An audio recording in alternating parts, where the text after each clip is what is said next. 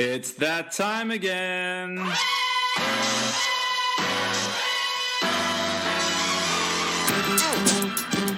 out!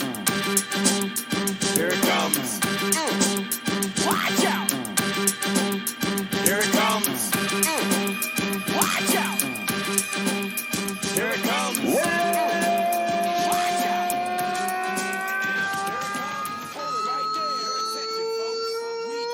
Welcome to the Courtside Podcast. I'm your host, Wayno, and with me, the People's Champ, The champ is Vinrok. here! Vince, welcome back to the show.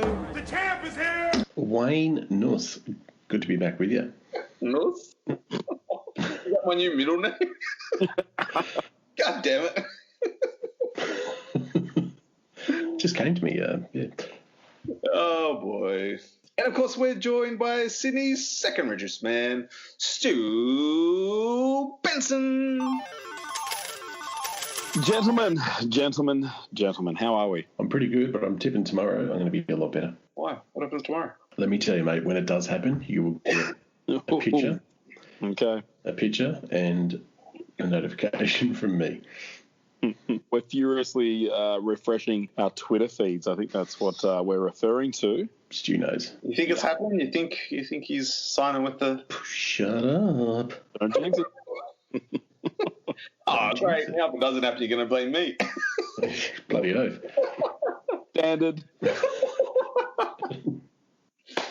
Well, gentlemen, over the last couple of days, we've had Basketball Christmas, one of my favourite times of year. Of course, I'm talking about the NBA trade deadline.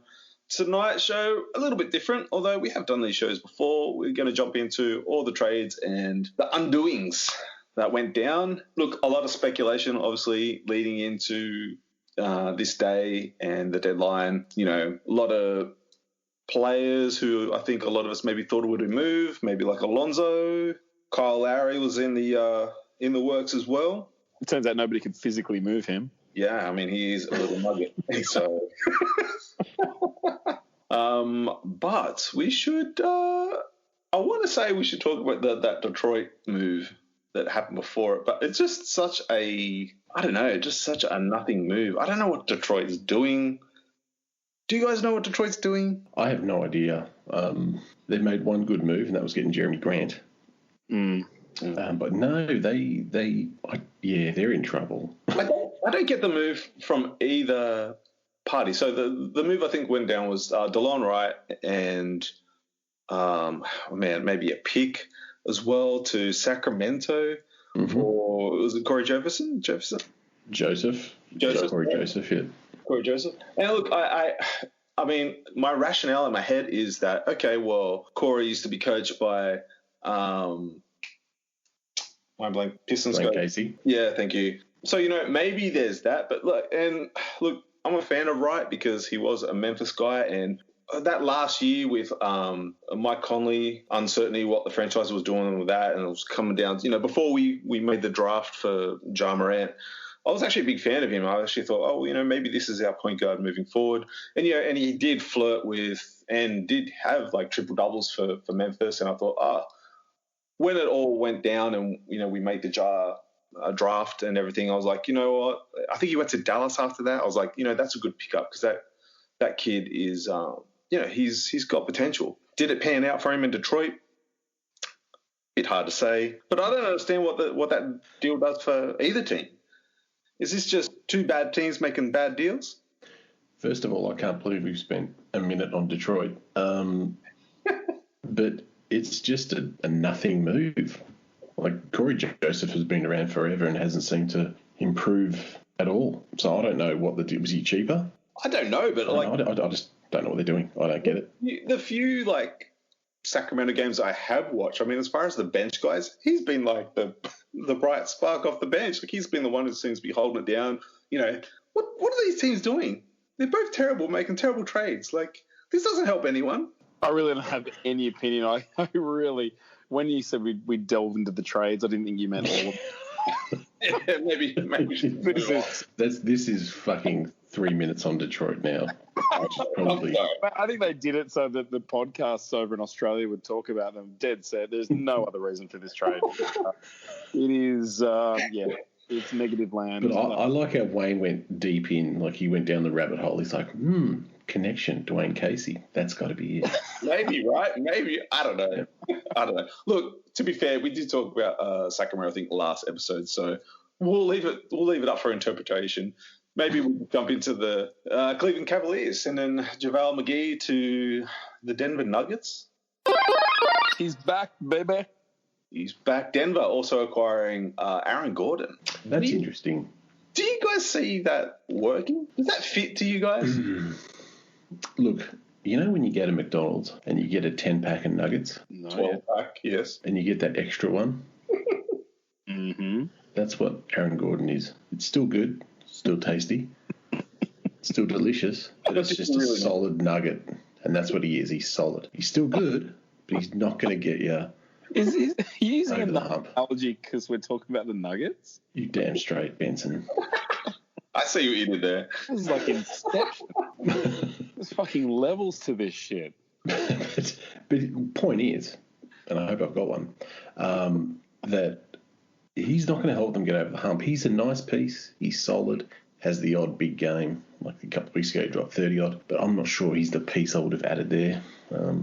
Yeah. Bit of a sideways move. I suppose it does strengthen a little bit. I mean, they finally moved Gary Harris, which we talked about not so long ago, actually. Like, you know, we take a punt on that kid. But I just can't help thinking maybe this is going to hamper Porter Jr.'s development a little bit. Like, I just don't, you know, is Gordon a starter? Are they playing small ball? Oh, he's definitely a starter. Well, Porter Jr. can play the 3. That's where he's been playing, hasn't he? I think it really solidifies that MPJ is going to be the 3, or Mike Malone mixes stuff up and he's leader of the bench mob. I don't know. Benson just coming in with the big thoughts tonight. Honestly, it's a weird move, and I don't get it. It was total blindside. Like, you jump on Twitter, and of course, sources knew it was coming, and they bullshit. It is the weirdest move for him. They were all saying he was going to Boston. Who are they? Yeah, I know, 100%. And, you know, more minutes and more star power and, I don't know, more ability to impact. I mean, it's still the Murray Joker show. And I can't believe that somebody of his caliber who's been in the league as long as he has been is going to go for 3rd or 4th string option, because I'd be giving the rock to MPJ before I'd be giving it to Gordon. So, I mean, at his stage of his career, 4th string still, it's just a weird move. I mean, the McGee move makes sense. Big time. You know, that's huge for him. Like, that's massive. Like, that's something that's been hurting them, their backup center position when Joker's been off. So, I mean, you know, fantastic weak side defender. You guys can attest to that. Really didn't go to the Clippers. I'm glad that he's at Denver. I wish we had room for him, but I'm glad he didn't go to the crosstowns. Yeah, like, glad to see RJ Hampton move on a bit. Like, I hope he gets some more playing time out in Orlando, because he was obviously included in that deal. Yeah, I think it was Gary Harris, Hampton, and a 1st rounder for Gordon. So, I mean, they didn't get him cheap. No, and I hope Orlando plays RJ Hampton. You know, Cole Anthony's injured. They released Teague today. Yep. So give him the ball. Like, you got him for a reason. He's been sitting on the bench all year. Let him play. You're not going to make the playoffs. Let him play. Develop him. Totally agree. They're just fully committed. They're young. You know, it's the 27th year of their rebuild, and but play him, yeah, 100%. I mean, you're not going to the playoffs this year. You've gotten rid of Fournier. You've gotten rid of Vooch. You've gotten rid of Gordon. Play the kid. Oh, look, just before we, I suppose, jump off Denver, do we feel like they're a better team after the trade deadline? I think they're much of muchness. Like I said, Aaron Gordon, really solid player, good player, can have the odd bust-out game, but he's not that guy who's going to get you past the Clippers or the Lakers. So, same for me. They're thereabouts. I guess they had to give up Harris, but I wouldn't have. But I guess they had to. Yeah, I mean, they've still got Will Barton. Yeah. I mean, when you got Murray, Harris isn't really getting the volume shots anymore either. You know, like, just the leap, I suppose, Murray has made, like, so ball dominant. Obviously, has taken on that point guard position. So, yeah, I don't know. I did always feel like Harris is one of the guys that was sort of a bit expendable. Gary Harris did injure himself during the physical, so. Did he? No, but he's injured already, so. Oh, okay. It wouldn't surprise me. Dunk, layup, or airball rating on that trade? Gee whiz, I'm going to give it a layup that just rattled around a bit, then dropped. Yeah, I'll give it a layup. It's it's fair, it's dependable, but it's a bit not underwhelming, but not overwhelming. Yeah, I'm going to give it an up and under. I feel like it's something that could potentially pan out. Like it might just be a little bit more of less is more from the other players as well. Like clear up some certain roles but in saying that, I just keep coming back to I just don't know if Gordon fits that squad. Like it was very left field, like you said, Stu. So time will tell. I mean, it'll be exciting. He's a lob threat. What, the Joker's not? Old man kids. Joker, super athletic. Stack up those jam tin lids, mate. He might be able to touch the ring. Mate, he could not jump over a shoelace, that bloke. Let's jump into the Orlando stuff because it's quite interesting. I don't know if you guys had the same reaction. I just thought that, I mean, look, I suppose it's one of those things, like you said, Stu, it's like they're rebuilding and rebuilding and rebuilding. I just really like the promise that the squad showed at the start of this year before the injuries hit them. Yeah, it's really weird. It did feel like the rebuild was finally paying off, right? Yeah, it's weird, and they're like, oh no, we don't like it. Blow it up again. Because then it's like Thurston went down, and we're like, oh no, like that kid just he's good. Like I really hope he can stay healthy. I thought it was just it's been such a streak of bad luck for him the past 2 seasons. So hopefully the injuries are sort of behind him. But then we also had your boy Fultz, who looked fantastic. You throw young Cole Anthony into the mix with that, and man, I don't know. Like I thought, wow, this Orlando team has turned around early on in the year. Injuries hit, and you're just like, fuck, there goes their season. Yeah, there goes their playoff spot. So I don't know if it's when the trades all went down, Orlando were like, yep, we're blowing up ship, boys. Like we're out, we're done. I was like, what? Yeah, well, Twitter was blowing up and, they just made everyone available. I don't know if you saw Nikola today in his press conference in Chicago.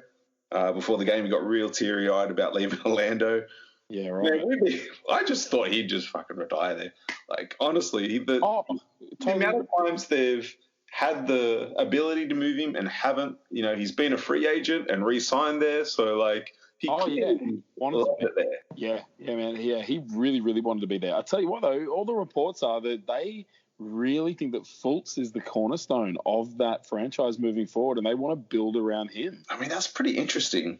I know. I like the pieces they picked up. I mean, that whole, I suppose, assessment of that aside and, looking at this squad as a rebuild, I actually kind of like the pieces they have there now. They bring in Wendell Carter Jr., who, we were pretty high on him since draft day, Stu. Massive, yep. You add Otto Porter Jr., who's no slouch. Like, he gets better and better. I don't think he'll ever be the player that, Washington thought he would be when they drafted him. But, they also secure 2 first-round picks as well from Chicago, and they got rid of Al-Farouq Aminu.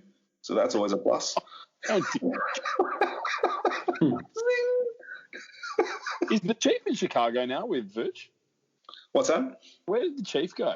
Is he in Chicago with Vooch? Yeah, he's in Chicago. So, keep the pine warm.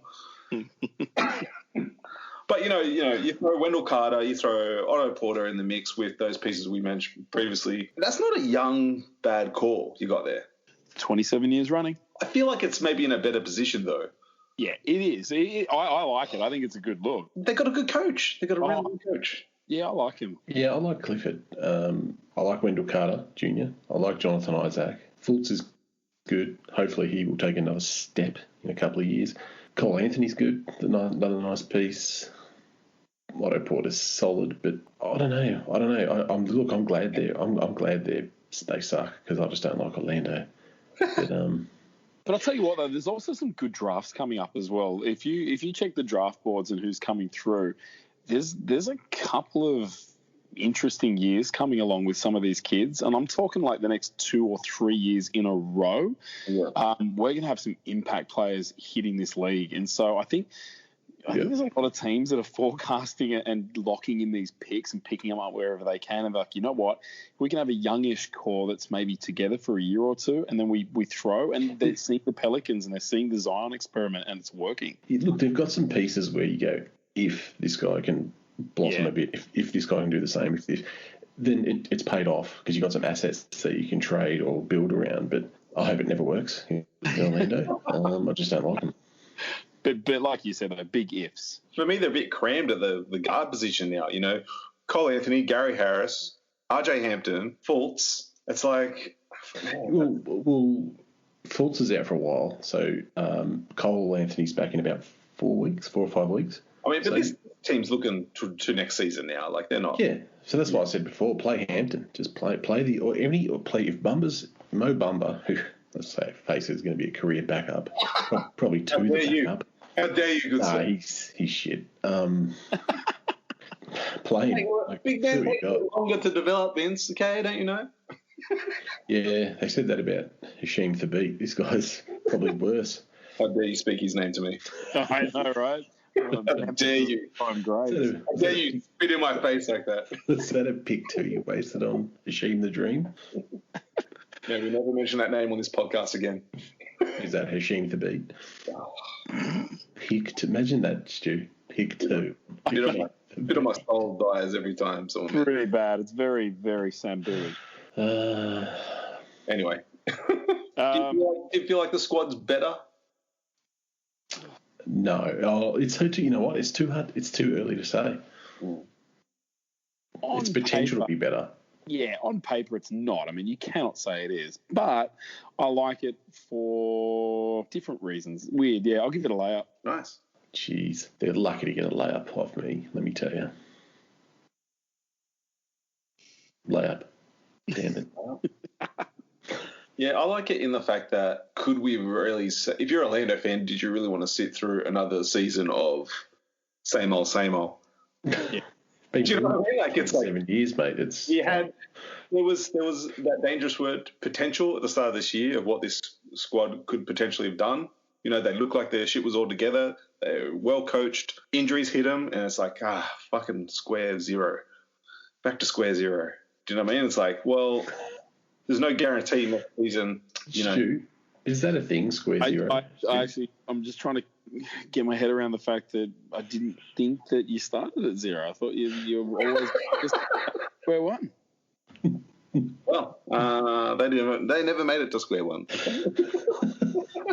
They're barely in the game right now. Barely in the game, boys. Are all the Hunt family like this? No. Do you guys sit together at the Christmas table and just like throw out like wrong phrases? That's amazing. Look, I'm going to give them a layup. No surprise. That's generous. It's generous, isn't it? Really.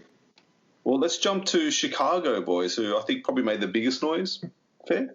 Yep. I mean, look, we've heard Zach LaVine's name be mentioned, trade rumors for years. Chicago's been a bit of a, I don't know, crap team, shall we say? No. We mentioned them bringing in some help for old Zach with Nicola, Al Farouk Aminu for whatever that's worth.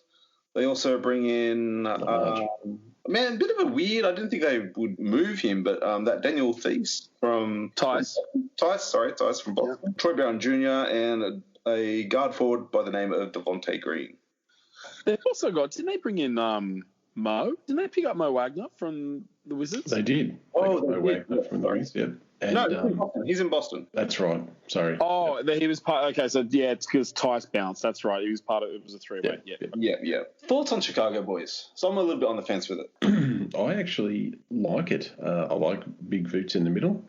You got Markkanen who can spread the floor, and you've got Levine at the two, and you've got a really potentially a really good point guard in Kobe White at the point. So they've got something to build on now. That's what I like. Years past, they never seem to have much to build on. So I think they've finally, under this general manager, don't ask me to pronounce his name, but I think they're possibly going somewhere now. They're more attractive, let's say. Mm-hmm. I mean, because they could still turn this season around. I mean, not that it was heading in the wrong direction. You know, I feel like they've just gone from a team in the East that was kind of on the cusp of the playoffs that was probably going to miss out to a team, if they can put it together quickly, essentially they've added another all-star, so they could cause some troubles and they could be a bit dangerous come playoff time. I love it. I think that these are the best Bulls that we've seen since Derek Rose and Joakim Noah. These are good young players, and I'm so high on Vooch. Vooch is honestly, and I don't know. I think a lot of people only see him in highlights and see him in All-Star games and stuff like that. But man, he is just a really fucking good basketball player for his size. Can stretch defenses, shoot the three. He's really rough around the rim when he needs to be in terms of rebounding. Not huge in terms of defensive presence, but just a really good offensive player. This team is going to be able to outscore a lot of squads. Stopping them is going to be one thing, but outscoring them, I don't think is going to be a problem. To me, the Bulls over the last 2 to 3 years, they seem to be just running up and down on the one spot. Carter came in, showed a lot of potential, rookie year, a lot of injuries. Fresh start for him in Orlando. I just think they look so much better with this trio to build around. Yeah. And just keep. I don't know why they're not starting Kobe White. Just play these kids. It's so good. They're trying this I don't know, like this Vinnie Johnson microwave points off the bench thing with him, and like he's a starter. Like he's so good. Yeah. He really is good, and he's a real rhythm heat checky kind of a guy as well. And when his eyes on, his three ball is unreal, and he's so fucking quick that he can get it off. He's a starter in the league. And a lot of teams wanted him in the draft too. But they've also got another guy, Patrick Williams, who looks to be pretty solid. Like he's going to be pretty good. I'm not saying he's going to be a star. He's the reason why Carter got traded. Yeah, 100%. Yeah. I mean, I like Wendell Carter. I think he's great, but man, that kid, woo, he's got some stuff. Yeah. No, I think the arrow is finally going to be starting pointing up. So, geez, it's been a long time. So, yeah, I like the trade. And Vooch is only 29, 30, so yeah, right. He's still got a few years left in him. It's up to Markkinen now. Markkinen's the guy who's been around for 4 or 5 years. He's the guy I thought would have been moved, if anything. Do you know what I mean? But they like him, man. They like him big time. Well, when he needs a bit of great. He's great. He can spread the floor. I mean, it's that thing though. I just like injuries just keep hampering. If this doesn't work and Zach LaVine wants to come back to LA, I mean, happy to trade Craptavius Crapwell Pope for him. The ratings are dunk, right? Sorry, what? I said the ratings are dunk, right? For Chicago. Oh, the ratings are dunk. Oh, dude, it's an alley-oop dunk. Yeah, it's a Zach LaVine dunk. That's how good it is. I like it. Well, I don't know about you guys. I found this next trade a little weird, a bit of a head scratcher, which there are a few of them this past Christmas. And I'm talking about the Clippers trade to the Atlanta Hawks. I don't think it's a head scratcher. No. Oh, they got playoff Rondo. That's Wayne, did you not witness what happened last night? I am a fan of playoff Rondo. The Clippers move Lou Williams to the Atlanta Hawks for Rajon Rondo. Well, clearly they think they've got enough scoring. And Rondo will score for you in the playoffs, putting the ball in people's hands who can score. I know he's injured, but Rondo in Atlanta just didn't feel like it was working. Like it didn't feel like he was taking Trey under his wing, or maybe even that Trey wanted the advice. I was going to say, I don't think Trey wants the advice. And thanks Atlanta Hawks for throwing that last episode back in our face. We got on like an 8-game win streak after we didn't poo-poo the move, but we were a bit confused with it because we didn't think the former coach was that bad. But I mean, that Nate McMillan at the helm now, and I know they've dropped the game, but I think they're maybe on another 2-game win streak as well. So Atlanta, like we maybe thought at the start of the year, would be a dangerous team coming playoffs. And yeah, I mean, well, the GM's happy, Travis Schlenk, because he'll probably keep his job now. He was in a bit of a hot seat as well, but I like the move of Rondo. I hate the Clippers, but he's going to help them. Yeah. He will push guys like Paul George, who wilts like a weed drying in the sun. And Lou will have his back. Like Lou will, absolutely have Rondo's back. Oh yeah. Thinking what Lou, Tyrone Lou. Yeah. Oh, look, I like it. So if you're a Clippers fan, you should be very happy because he's good in the locker room. He goes through. He'll even help guys like Zubac. He'll go through film with guys like that, even the young guys. As long as he shuts his mouth. If he starts telling Lakers plays and secrets, he's dead. It won't matter, mate. It won't matter. It's not going to matter, that's true, but he still needs to watch himself because I know people and I know that you're always on the phone to Palinka, so we can get him started. Oh, me and Rob have been... Oh, my God. Can you stop talking about your dad there, please? I'm a bit jaded this week. I can tell I'm tired. I'm going to get cooked, mate, because I'm not sleeping and I'm helping you out. This job as a consultant's wearing, let me tell you. Did you see what Lou posted on Instagram after when the trade was announced? No, was it... That he had contemplated retiring? What? Yeah. Which I thought was a bit shit. He obviously turned it around, was like, but he realized he's got like a lot more in the tank and looking forward to returning to Atlanta. But he basically was going on that he contemplated retiring when the trade was announced and, talked about like him as a player and his investment in the Clippers and whatnot. And I was just a bit like, that's a bit shit. No, Wayne, you mixed it up. He's retiring from the strip clubs in Atlanta. Oh, He finally got a burger named after him there. So he said, I'm done at the strip clubs. I've achieved everything I need to achieve. I was just like, if you're the Hawks, I mean, look, winning fixes everything, right? Like, Hawks are playing a really good ball right now. The body language, obviously, of everyone in that squad has turned around. I do like Nate McMillan. I've always liked him. We spoke about it maybe 2 episodes ago. There was a bit of a head-scratcher move that Indiana let him walk and moved him on.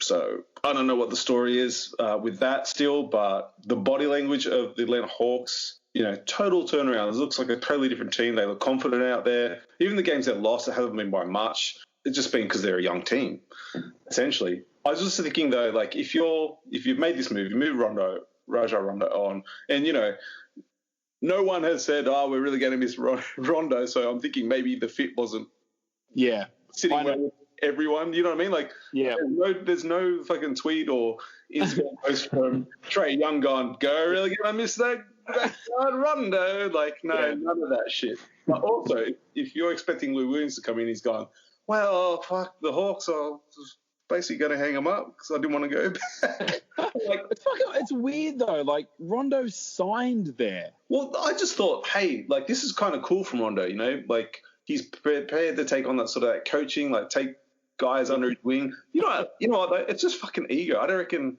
he feels like that at all. I reckon he feels like, nah, I'll be ready come playoff time. He signed there because they were the team that offered him the most money. That's exactly what I think. It's so weird. He signed there, and once he got his money and signed that check, it was like, seriously, zero fucks. I'm on the IL, and I'll see you at the playoffs. Yeah. No one else offered him that kind of money. No. You know what I also found a bit funny with Nate taking over? Everyone came back from fucking injuries. Every bastard. Yeah, not surprising. It's almost like Griffin getting traded to the Nets, and I'm better. I tell you we'll get I tell you who's been on a tear. John Collins. Your guy. Coaching change. Yeah, my guy. Great, man. I love that guy. He's great. I reckon there's going to be teams like Boston who are spewing they didn't pull the trigger on deals for him, before they got their act back together. Like, there was a real good chance that they moved him on. And now that everything's changed, like I said, winning fixes everything. Now I reckon they're kicking themselves. I love that guy. Look, I suppose for both teams, guys, dunk, layup, airball. It's a dunk for the Clippers. Yeah. It's a bit of an airball for the Hawks. Do they really need Lou Williams? I don't know. It's a trade for the sake of making a trade.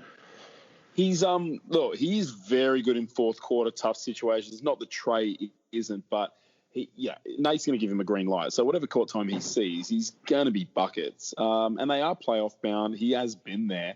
It helps them, but I agree. It's a dunk for the Clips because of playoff Rondo. I'll give it a layup for the Hawks. Yeah, I'm going layup both ways. Like, I agree with the Rondo stuff with the Clippers, but essentially they're still the Clippers. That's true. But he is playoff Rondo. He is playoff Rondo. That is proven. So he's valuable off the court, mate, I'm telling you. And I kind of like the idea of Lou Williams back in Atlanta in that 6-man role with the green line. Yeah. He could definitely, I think it's a bit late now, but he could definitely pull out another award next season. Nah, no way. You don't reckon? No, you can tell already this year he's not as good as he was. He does seem a little bit slower. I don't know if it's an injury or if it's just, I don't know if he's in. Tyler, you watch Tyler, the way he coaches. You watch him. You watch him next year. Okay. You watch him in this second half of the season. You watch. All right, Wayne. Yeah. Very passionate about Lou Williams. You're about the only one, but that's all right. I like Lou Williams. What's not like to Hey, like? I like him. He played for the Lakers. I like him. Yeah, we like Sweet Lou, but yeah, he might be done. We'll see. We traded him because he was winning too many games and we're trying to tank. Yeah, I know, that was ridiculous. Magic's like, get the fuck out of here. We're trying to get the top 3 here. Oh, boy. What the fuck's going on with Houston, man? What the fuck? What happened? Did you guys see that game?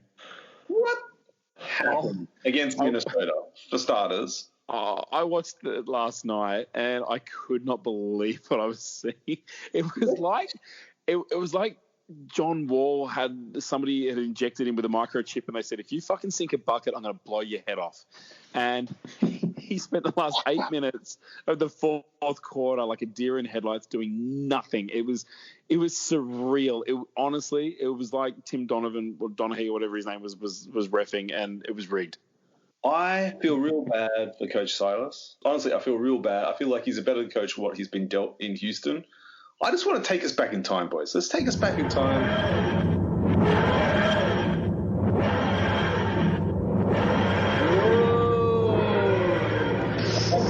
For a couple of months. How you feeling? You good?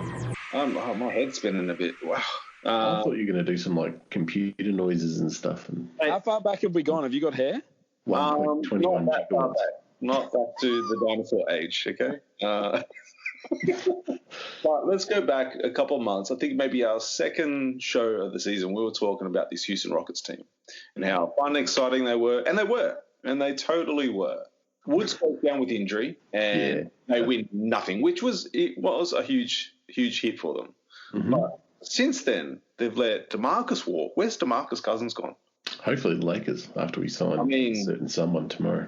All quiet on the Western Front there. Like, where is Cousins? Why? Like, he's not. I told you. Well, I'm just saying, like, do you know what I mean? Like, and then they just give Victor Oladipo away for nothing. What did they get in return for Oladipo? They got Dirk 2.0, a.k.a. Kelly Olynyk. Yep. Avery Bradley, and a 2022 pick swap for Victor Oladipo to Miami. Fucking hell, did Avery Bradley tweet that he's retiring as well? I thought he already had, to be honest. Hey, shut your pie hole, please. No, if you were traded to Houston, you would, wouldn't you? That's where does he might be getting bought out? Can I just give you Oladipo's numbers this year? Sure. 20 points per game, 5 boards, 4 assists and a steal. Yep. A guy coming off injury, and he obviously turned down that 2-year extension that they offered him in February, but it's just like I don't know. I feel bad for the coach. I feel bad for John Wall. I don't. Like, if I could just move him on. Like, if you're fucking tanking, you're doing a very good job, but don't leave Wall out there. Like, Christ. Sorry, but you reckon John Wall in the bloody 10 years he had off, you reckon he could have worked on his jump shot? Mate, I reckon if you're Wall, just organise a buyout, man. Just get it out. Like, they're clearly... Oh, yes. You know how I feel about John Wall. If I was John Wall, I would just say, keep the money, let me go. Yeah. Right. Honestly, I've made enough in my career. Just have the rest. I need to get out of here. It's terrible. I mean, look at that deal. They're going to buy Bradley out, right? Like, there's no way he stays on this roster.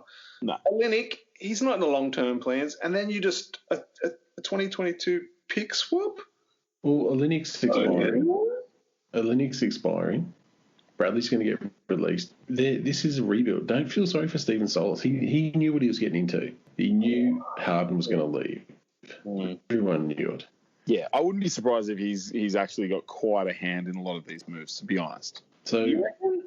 they're going to be that far under the cap. He doesn't come across as a coach like that, though. He doesn't. Oh, I just think he's probably in talks about who they need, what they don't, cap space so that they can look at signs, so they can look at drafting. I think he's well aware of the plans and the mechanisms. Absolutely. Look, Christian Wood's a good start. Very good start. God, he's good.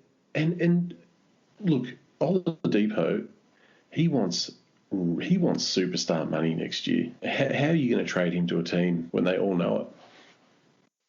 They all know that. No teams wants to pay him $20 million a year. No, I would. Until they're all in this season, the Heat. Yeah. Look, Houston's going to be so far under the cap. Olenek's a free agent into the season. They're rebuilding. They're yeah. Look, I get back that. to square zero. I mean, I honestly I do get that. I just feel like you didn't get anything back for Oladipo. Like you should have got some heavier picks than that. For the stats this guy's putting up, for the impact he can have on your team, we'll get to Miami in a second. I know what you're saying, but they can't let him walk. They basically let him walk. Yeah, because teams aren't willing to trade for him because he's going to want too much money and he's going to leave. It's a rental. They're not going to give up anything for him. Yeah, the market for him was pretty small, man. Like, honestly, there wouldn't have been many teams willing to take him on because, like Vince just said, the ask at the end of the season is going to be crazy. Yeah, I don't know. Would you, Wayne, would you pay him 20 plus? What's that? Would you pay him 20 plus per year? Fuck no. There you go. Exactly what every fucking GM was saying, apart from Zach Polly. But I feel like there's teams who would take that gamble, who would. There's not many dumb teams out there anymore. Oh, there's a few. Welcome to Sacramento. There's a few, Vince. Well, there's the Grizz, there's Sacramento. Oh, fucking do. Well, look, let's talk about this Miami team. I actually really thought LaMarcus Aldridge was going to go to Miami. Yeah, me too. But yeah, me too. Me three. But not to be from Woj reports today. But look, let's jump to this Miami team squad because I like Oladipo, but I just feel like they're so guard heavy now. I don't know where the minutes between Dragic, Butler, Oladipo, Hero, strange. Well, Hero has been struggling a little. So you don't give up on the kid. I didn't say. Did I say give up on the kid? That's what you meant. God, jeez, you're very defensive to your boy. I know your game. Might have to just take some minutes off Hero and give them to Oladipo. But yeah, look, it's a nice problem to have if you're the Heat. Got a bit more depth too. You can probably rest Jimmy a bit more. But they're no threat to us. They're no threat to the world champions. Do you think by bubble Miami was a one-off? Look, short answer, I don't. I know Benson thinks. No, I don't. Only because I'm so high on Spo, and I know that come playoff time, that's when he goes to work. So no, I don't. And the East is shit. And to just build on what Stu said, they had that many health and safety protocols, guys getting infected with COVID at the start of the season. That's why they sucked. It's not because they all of a sudden couldn't coach or they couldn't play. Now they're getting all the guys back. They're going on some good runs. Geez, I even forgot about Kendrick Nunn until you brought that up. Actually, from what I'm hearing, the guy they really wanted to bring across was Lowry, but they wouldn't give up Hero to get him.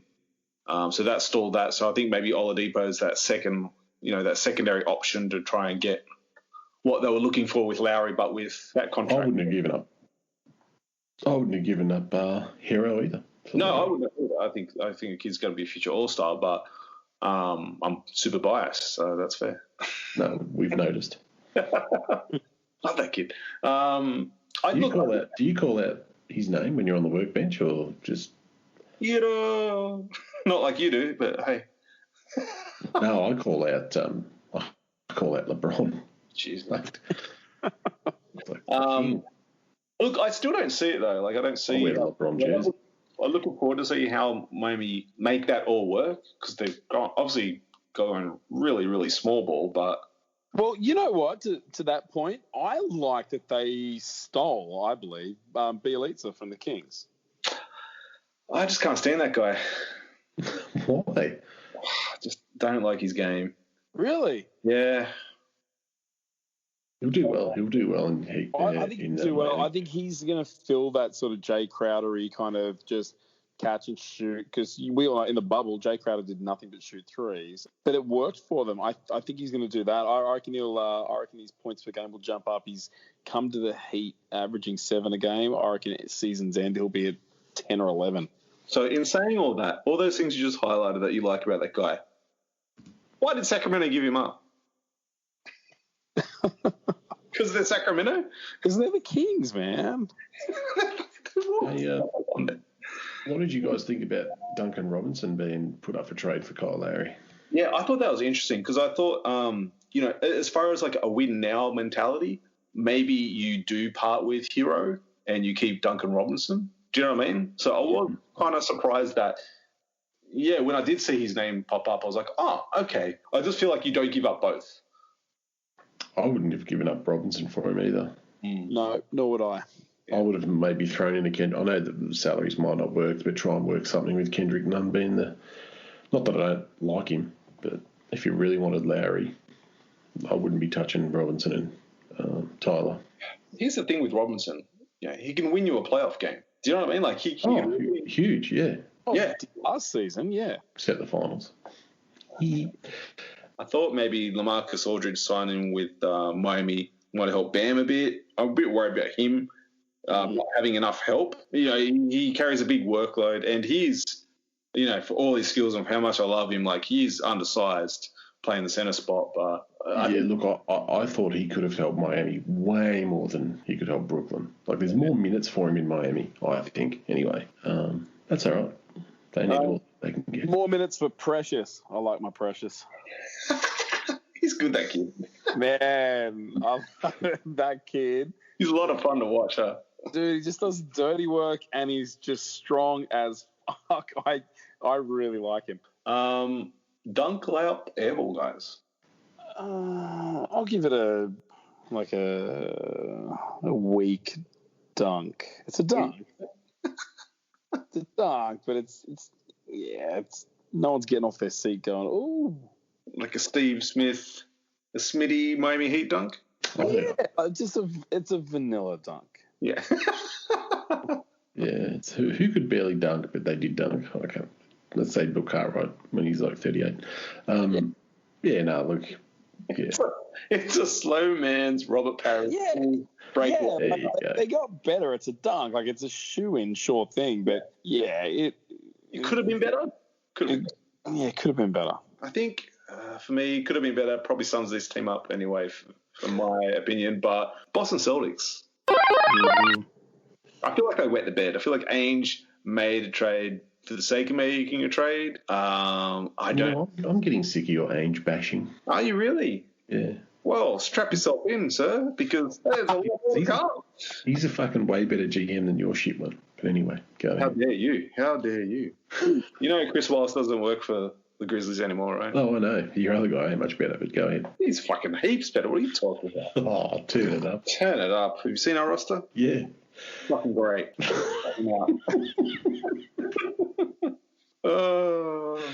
don't know, man. They got fucking Jeff Teague on this roster. What do you want me to say?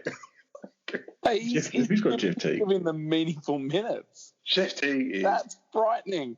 Garbage. Who picked up Jeff Teague? Boston have Jeff Teague. No. You didn't even know. You didn't even know. Unless they traded him. They've had him. And he's... Yeah, they did. He's waived. Okay. Yeah, Orlando waived him. Oh, that's right. Yeah, no, he's been giving them meaningful minutes, obviously before the trade deadline, but he put like 30 on a team the other week, or 29 or something. Turn it up. I didn't see that. He did. Boy, He did. Mate, he did, honestly.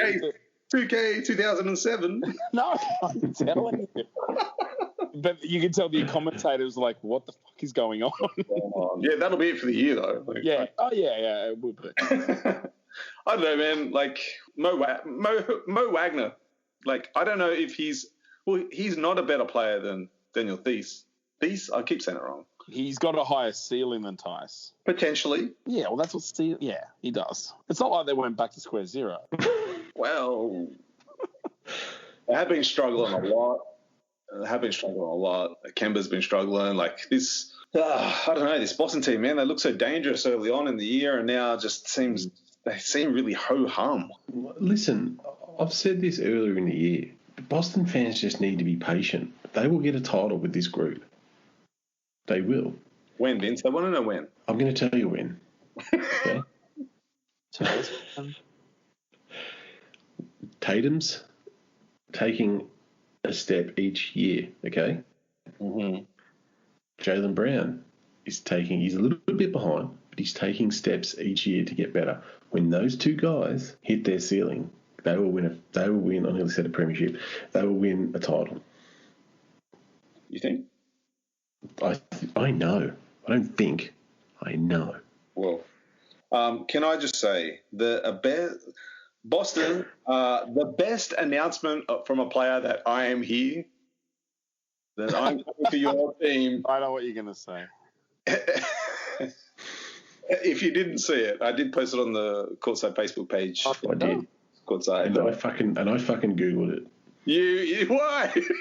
Because when you told me not to, I knew I had to. Please tell me you look at images. I'm like a 5-year-old. Please tell me you just read the first line and. I did. I threw Listerine in my eyes and fucking. What? How good is that? How like to endear yourself to your new fan base, Evan Fournier. Hey, Celtics fans, if you're not familiar with me, Google my last name. You're welcome. Did you just say Evan Fournier? Fournier, yeah, Fournier. Oh, yeah, no, Fournier's right. Right, that's good. Well done, man. Crack up. I think that had everyone in stitches.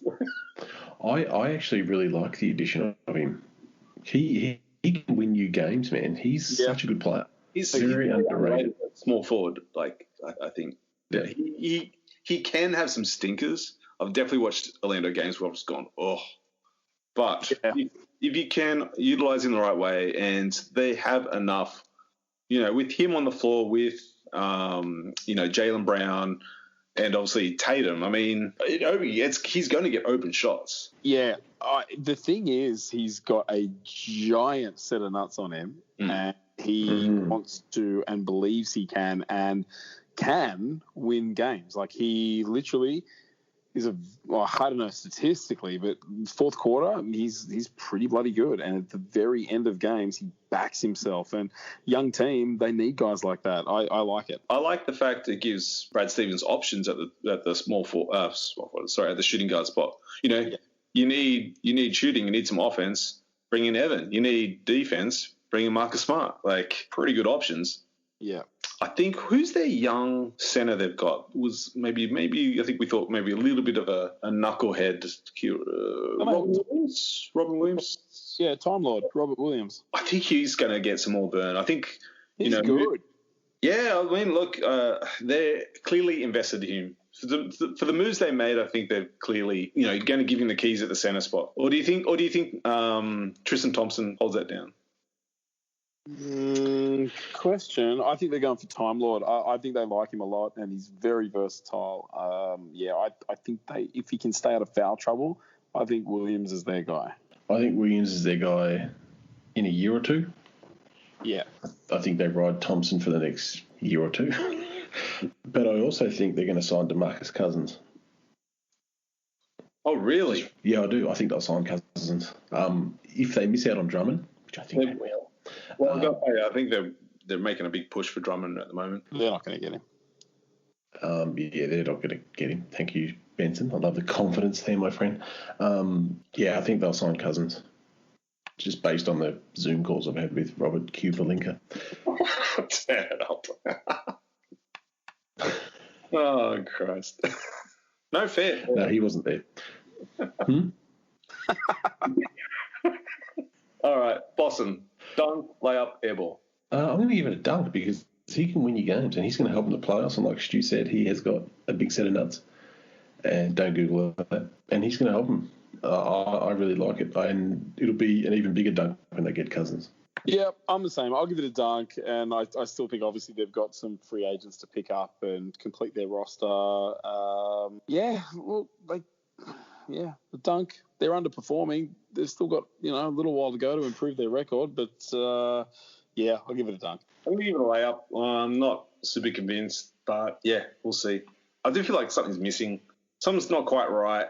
I don't know if it's Kemba in Boston that doesn't feel like it's working today.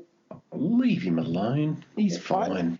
I just think Kemba, I kind of do feel bad for him. I mean, the hip or the leg or the whatever, the injuries, he's still not Kemba. Look, if it is his knee, and I think it is, because I agree, he doesn't look the same. Give him 4 weeks off. Is he rushing back because he feels like he has to help? I don't know. A lot of players do that. Do you feel like they should have just, I mean, easier said than done, I suppose, but do you feel like their point guard should have been a pass-first point guard, though? Do you feel like, with Green and Tatum, I mean, you should just be feeding those guys? I think... Do you just call Brown Green? Yes, I did, actually.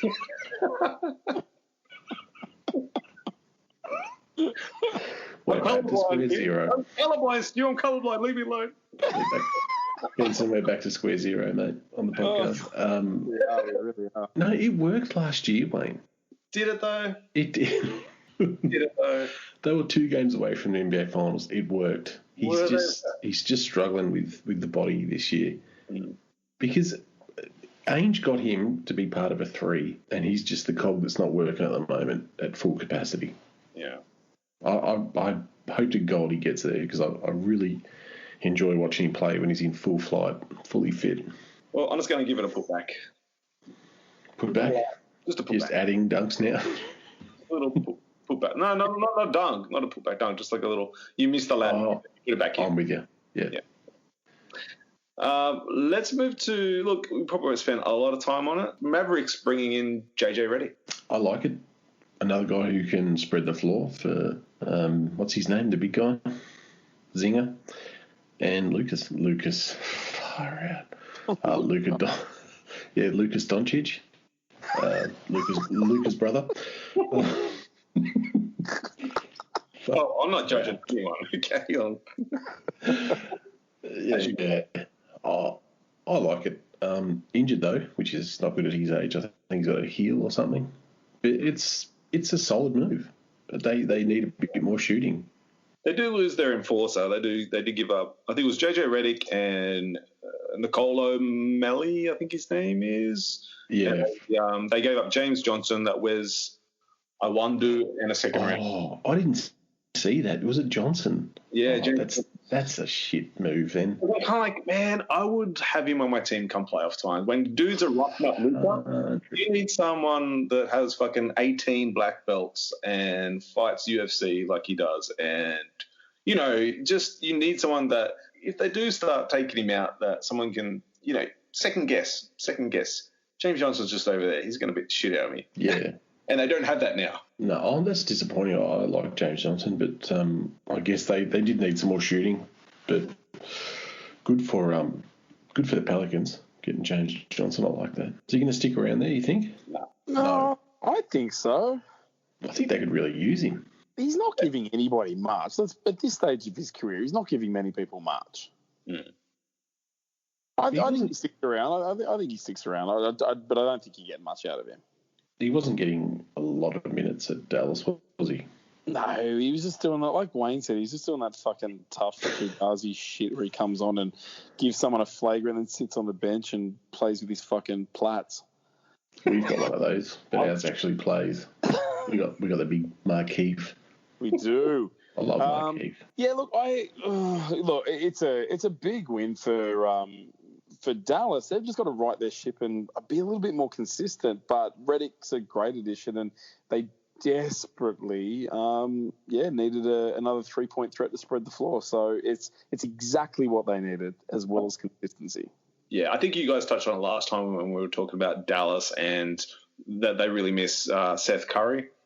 Big time. Tim Hardaway Jr. is like, he's what he is. He's been consistent, but he can be quite spotty at times.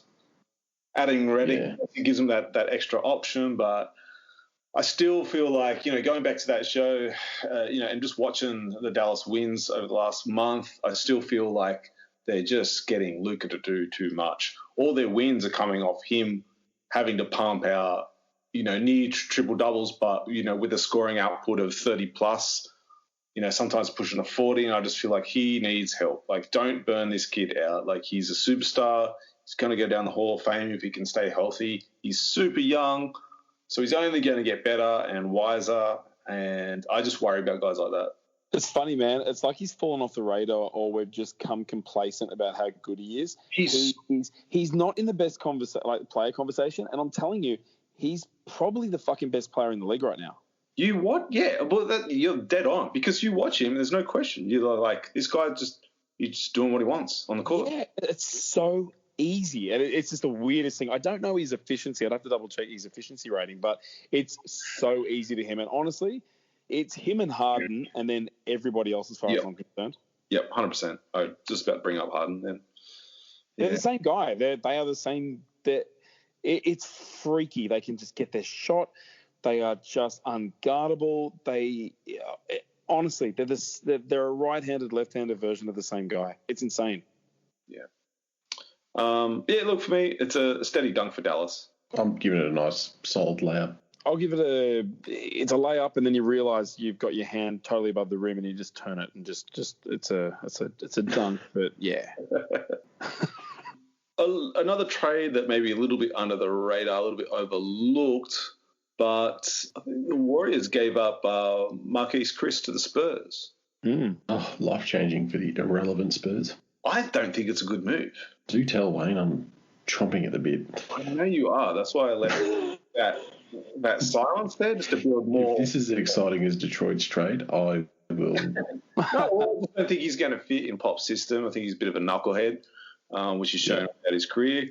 I wouldn't have done it because Keldon Johnson is a fucking beast. Yeah. And why would you bring in anyone to even try and sniff his minutes, right? I don't think he's any threat to Mr. Johnson. He is fantastic, Keldon Johnson. My goodness. Yeah, Keldon Johnson is an absolute gem. And this Spurs team, the thing I go back to when I saw it, I was like, whoa, and probably just like you, like, why? And he's a hothead and he's this and that. But the Spurs, if they are anything, to be guilty of, it's how good they are at scouting talent. And, they've made, categorically, when you look at statistics, DeRozan a better basketball player. And I don't know, maybe they just think that they can get this guy into their system and get the best out of him. Whether he's willing is another case, because he clearly is a hothead. But I don't know, I just think there's maybe more to it. But maybe they just knew Aldridge was walking and they had a roster spot open. Oh, I'm positive that was a big part of it. Absolutely positive. And by position, they've got a shitload of small forwards right now. I think they got like 6 or 7 small forwards. Yeah, they've got an interesting roster. Like when they chop them out, they're quite a tall roster, but a lot of them play like 2 and 3 different spots. So they can cause a lot of mismatches and a lot of problems in that sense. But DeMar DeRozan's their guy, so. Yeah, how far are they going? Yeah. Yeah. Some thoughts on the trade-ins? Sorry, I fell asleep. I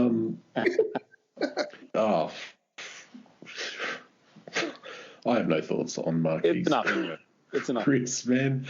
Good luck to him. If anyone can sort him out, it's Pop. That's a good point. He's super talented. I wish he was still at the Suns. I just think I see this roster and I see what they're doing, and I'd love him on that Suns squad. But obviously, he wore out his welcome, and he's been trade bait ever since. Yeah, pretty much.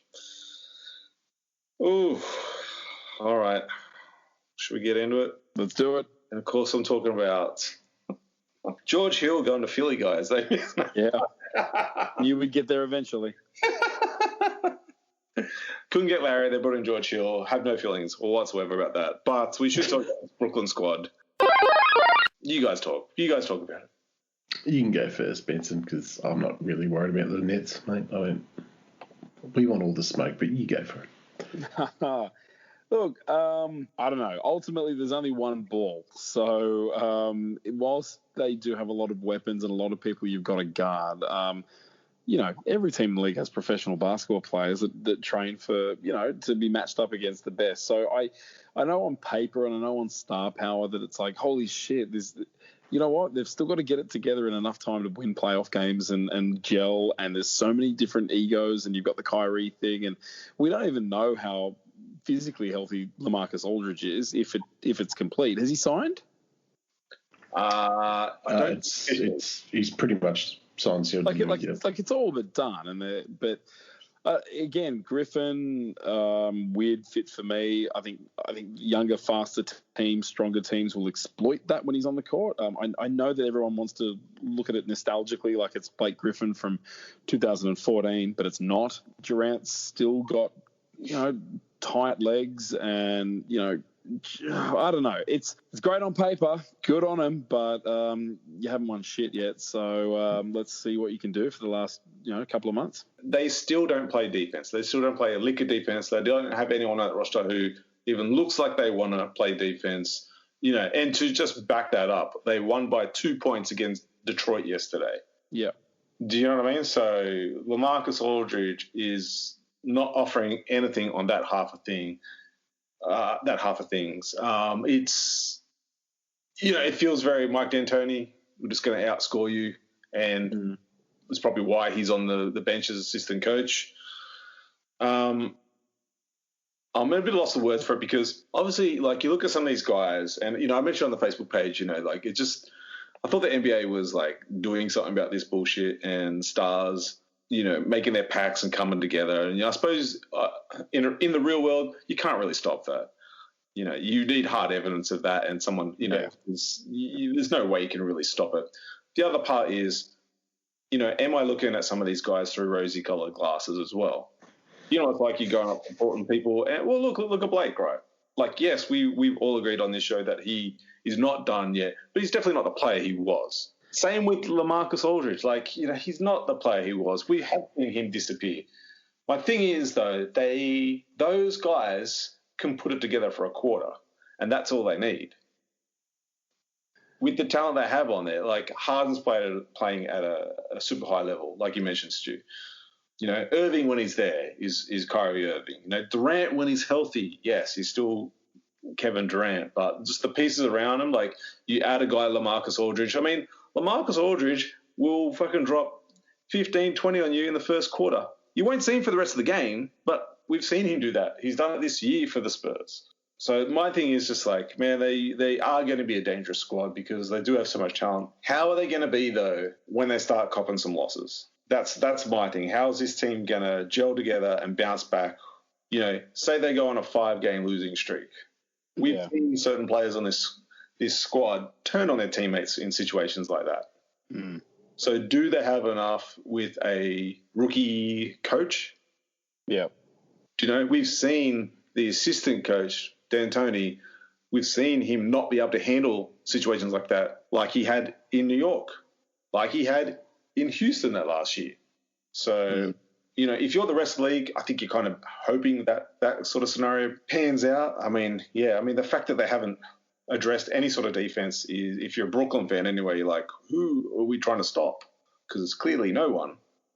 Yeah, I think valid points, particularly about the defenses. I do think it's important, though, that, I don't know, like, obviously big Laker fan here, as is Vince, and we've been the beneficiaries of somebody who orchestrated their own destiny by getting out of New Orleans and getting himself to Los Angeles. So, got to be mindful of that. So I understand the mechanisms behind. Well, you guys have been spoiled in those sort of situations because you are such a destination. They go back further than that to Shaq. Like. Oh yeah, and people do want to play in the Mecca, and they do want to play in New York, but they don't want to play for the Knicks, or they don't want to play for Dolan, and so this is the new thing. And Brooklyn is, with Jay-Z and all the other things that are involved in it. It's, the funky uniforms and the Biggie Smalls playing, and all the breaks. Like it's a place to be on the East Coast, and I get that, but I just think that, I don't know, the league has to look at some sort of, there needs to be some sort of, not a punishment, but some sort of a different pay scale or mechanism for these buyouts. Yeah. Whether, you almost get, like in college, like you get redshirted or something. Like there's got to be something that, yep, sure, cool. You can weave your way to your final destination if you want, but there's got to be some sort of deterrent for this kind of pooling of talent, because the leagues work so hard to spread talent into the smaller markets and the bigger markets by caps and restrictions. And then if you can just kind of orchestrate a buyout and you're so rich that you can walk away from 70% of your contract and I don't know, there's just, and it's another podcast, but it's definitely something has to be done. Well, it's that thing, because you can argue that, it's great that players are orchestrating their own destiny and all that sort of stuff. But end of the day, this is a business as well. What are you going to have? You let this keep going, and what's going to happen is you're going to lose fans. Yeah, big time. Or worse, you're going to lose fans, and they're only going to tune in come the NBA final game. You'll lose franchises, because this is the sort of stuff that kills franchises and kills, when the Kemps and the Gloves and the Ray Allens aren't playing in the Seattles anymore, then they get rid of them. Yeah. Yeah, I mean, I don't have the solution. I just thought, oh, man, come on, this is BS. This is BS. Like I said, I know it was, pointed out to me on Facebook, it was 10 years ago, get over it, blah, blah, blah. But, this was the sort of thing that I thought the league, and I know it's that whole thing that the league owned New Orleans, but they did nix that Chris Paul trade. And we still have to look at this as an umbrella, and in the fact that, the NBA stated that they were at least attempting to fix these sort of situations from happening. And that's clearly not what's happened. It's not what's happened over the last 10 years. It's just gotten worse. Yeah, it has gotten worse. And I think, whilst teams and team ups and things like that did exist, I think, I don't know, I guess the heat kind of, started the ball rolling, and it hasn't stopped since. Yeah, I mean, look, because I don't know what the line is either, in saying all that, and somewhat bashing Brooklyn. I don't know what the line is, because you know what? Like you guys know, I grew up a pretty big Mitch Richmond fan. And he played the bulk of his career in a small market and was idolized, and, good on him. But I was also very happy for him when he joined the Lakers and got his chip. Yeah. Do you know what I mean? So I don't know who's I'm not saying there should be like an age restriction, like you got to be on your dying legs before you can join a team and have a run at championship or anything like that. But I just feel like the way this is all panning out, it's just, I don't want to be watching Ja Morant go represent Team USA years down the track, and then for him to return and him demand a trade out of Memphis because he made a pact with someone at the camp, at the Team USA camp, and they're joining forces. He does like a lot of LeBron's tweets, just saying. What if he goes to USA camp and he recruits 2 players to come to Memphis? I mean... Then you like it, right? I don't want to see that, though. I don't want to see that. Fuck off, Wayne, please. Don't talk shit. I don't want to see that. Right? If you get 2 all-star players and you're contending for a championship, your little blue... Mate, look, I don't want to see that. What I'm saying is I don't want to see that. I don't think there's anything wrong with it. Like, I get it. They're all teammates. They're all friends and things like that. I just think from an organisational standpoint, there should be penalties in terms of caps and stuff like that. Just make it a little bit harder. I don't begrudge everyone hates it. Everyone hates it until their team gets players. Yeah. I love, as I said, like, I love it as a Laker. We got AD because of it. I totally get it. And again, I don't begrudge players doing it. I just think organisationally, yeah. I mean, Golden State were fucking shit for years and years. They drafted... But they built through the draft, Vince. Yeah, okay, but then they still went out and got buyout players. They got David West. They got Kevin Durant, who wasn't a buyout, he was a free agent. They won before KD. And like I said, in regards you know what? I've got no problem with it.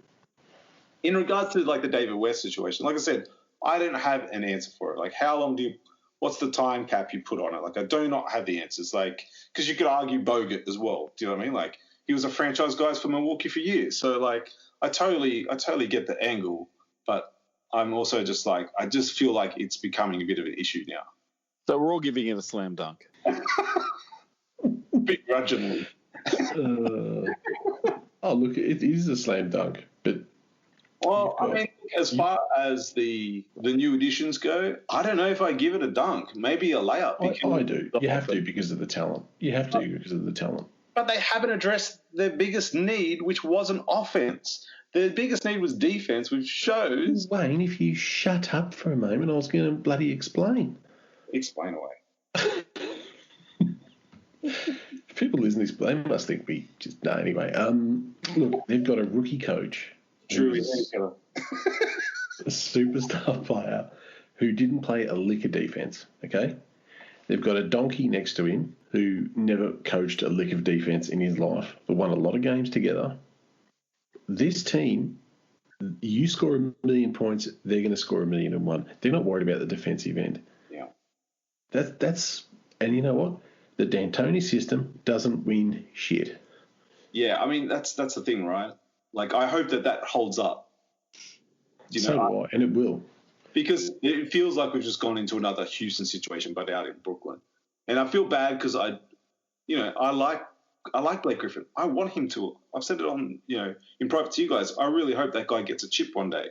But I'm also kind of like, not like this.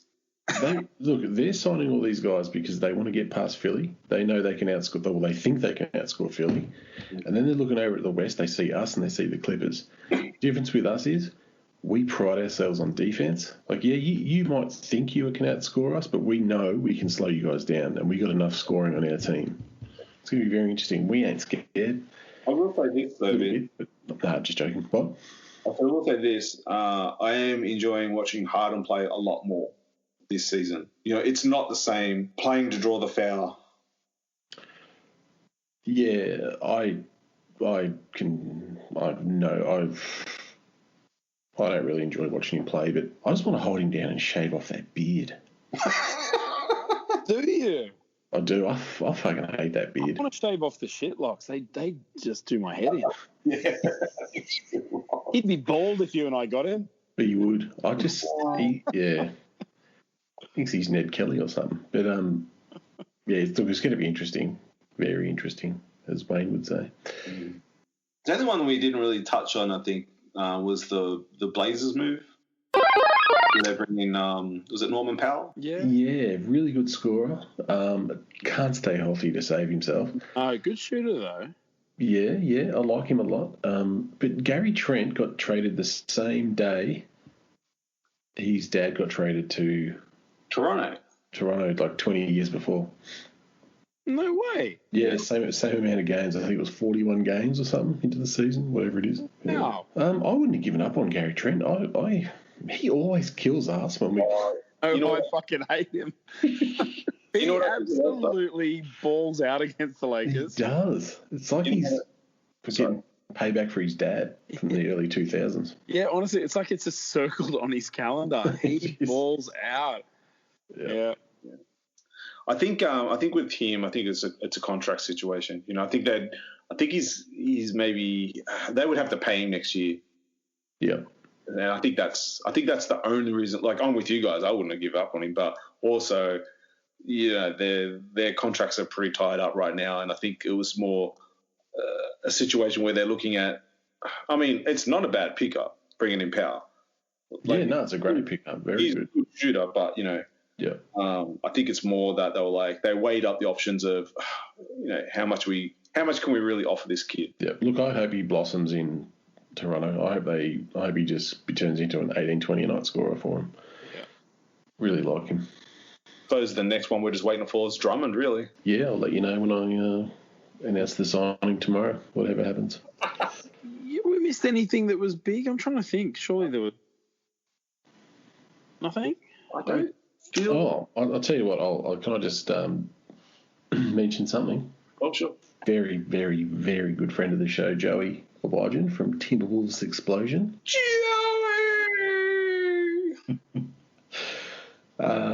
Is that from a movie or something? What's that from? I like it.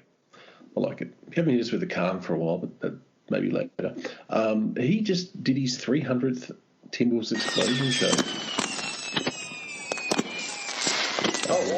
The other day. So, yeah, congrats, Joey. Keep him coming. He's got a lot of passion for the T-Wolves. Great guy. Can I just say something about Joey's show? a couple of weeks ago. Yeah. You are laughing quite a bit. And I told him I was going to do this, so it's cool. So I was listening to his show, and all of a sudden I hear this, like, you know how last time I told you he was incorporating some cooking? Yes. He had the microwave going. I did hear that. Someone had the deep fryer going next to him. Were you listening to the show and getting hungry at the same time? I was. Put on about 5 kilos. But you know when someone's getting pissed off? And he's just like, you know when you're talking and you're like, you know when you're on the phone and someone's being loud and you're like waving your hands like... Yeah. I could tell he was doing that. That's great. So, yeah, Joey, his show's growing. He's cooking, talking hoops. But seriously, congrats on 300. That's a massive effort because he does 2 other podcasts. I think he's done nearly 800, 900 shows, and he writes for a ice hockey magazine. So keep him coming, Joey. Hopefully, before you get to a 500, you can get a championship. Well. Hopefully. Well, We all I'm rooting for him. That's why we invented video games, Vince. I should do one on 2K for him and then just send him the footage. What do you think of Anthony Edwards, by the way? Fantastic. Oh, man. Dude, he's electric. I love him. I put a post on the Timberwolves Explosion Facebook page, I think maybe last week, where I was basically just said, this dude is your franchise piece. Forget Towns. Build around this guy now. Don't let him burn out. I already feel like he's more of a leader than Towns. 100% he is. And he says all the right things. Like he says, if you're a fan of Minnesota, he is saying everything you want to hear that comes out. And he's saying it with honesty and he's saying it with... Yeah, he's real candid at a press conference and it's so endearing. Like he's just a genuine good kid who wants to be great, but he's humble enough to know that he's not there yet, but he just wants it. I wouldn't be taking any more interviews from that bitch who cut him off the other day, though, but you saw that. I saw that. Yeah, look, I must admit, I do like him. If they lose him at any stage, just shut up shop. But Minnesota, just close the doors. He just reminds me of a bigger Dwayne Wade. Like that sort of explosion, you know, like that sort of explosion, that sort of power. God, God. And that new coach, man, he's done wonders for that kid because they're running the offense through him. And we saw, obviously, they got the win against, what was it, Phoenix? And both Towns and Edwards had 40-plus games. Yeah. Huge. Hey, I want to mention an Australian club, Perth Wildcats, okay? Are they not the best one of the best run basketball franchises? I don't care if you're in the NBA, Europe, here, in the world. Oh, they have to be. I mean, have a look at their record. The reason why I bring them up is because you've got teams like Sacramento, I'll throw Charlotte in there for now, Minnesota. There's the culture. I mean, Perth Wildcats is all culture. They accept nothing but the best. I just think there's so much we can learn from teams like that. Like, I know AFL clubs go overseas and see how NFL clubs do it. There's just not enough of that going around, like picking each other's brains. Like, after watching today's game, Perth Wildcats only have like one import, Bryce Cotton, who's an absolute beast, but they just do not accept losing, and they're on top of the table, and they really shouldn't be based on talent. I just think there's so much teams could learn off each other, and mate, they're just super impressed with their culture. I'm big on it. And fair praise. And, mate, honestly, go back as long as you want. It's always been like that. Yeah. It has. They've won, I think, 10 championships now. Yeah, it's crazy. And they're in the finals in the championship round every 2 or 3 years. Like, they just know how to rebuild. I just think teams like Sacramento, they just not. I think it's the American thing, not to offend anyone in America, but they sort of don't look in their own outside their own backyard for that. You know what I mean? Yeah. Whereas I think us, no matter what sport, I know for a fact the AFL team and NBL teams do it. They go and see how other teams operate. Yeah, that's trying true. to explain. It's funny you say that because I was trying to explain to someone the other day how we look at like the US sports and how they're so in it, and then for them it's their local team, right? For us, it's a cool hat, it's a cool jersey. You know what I mean? Like we have all these other weird attachments because it's not by by area, but a lot of them, and I think that's why I think that's sometimes the benefit of our show, not to because up too much here, boys. But it's that whole thing. We kind of follow everyone. Whereas I think a lot of fans over there, it's, a lot of them I talk to don't know about, they know Klay Thompson, but maybe they haven't watched enough to know he's an awesome defender as well. They don't know outside their own realms, and anyone they're about to face is just trash. Because there's based merely on the fact because they're going up against their team. They'll maybe know the star player, but they won't know the role players like we do. You know what I mean? It's just kind of funny, at how even just fans over there look at the game. Yeah, it's interesting. I mean, do you remember when Mark Bradkey got the call up to go play at Philadelphia? Yeah. I do. I distinctly remember it. And I've got the newspaper clipping here somewhere. Yeah. And he goes, Johnny Davis, the freaking moron, wouldn't play him because he didn't even know where he goes. He didn't even know where Australia was, so he thought I couldn't play. So how does that even happen? Yeah. I know it was like 96, 97, but how does that even happen? I don't know. That's just they're annoying that way. That was he played in Iverson's rookie year, didn't he? Yeah. Yeah, and they had a game here televised, and he actually got about 10 or 12 minutes, and he did really well. Also, I want to shout out someone who. New listener to the show. Shout out Michelle. Wayne, Michelle has the unfortunate position of working with me. Oh, you poor bastard. She's a hoophead. She gave us a listen last week. She thoroughly enjoyed it.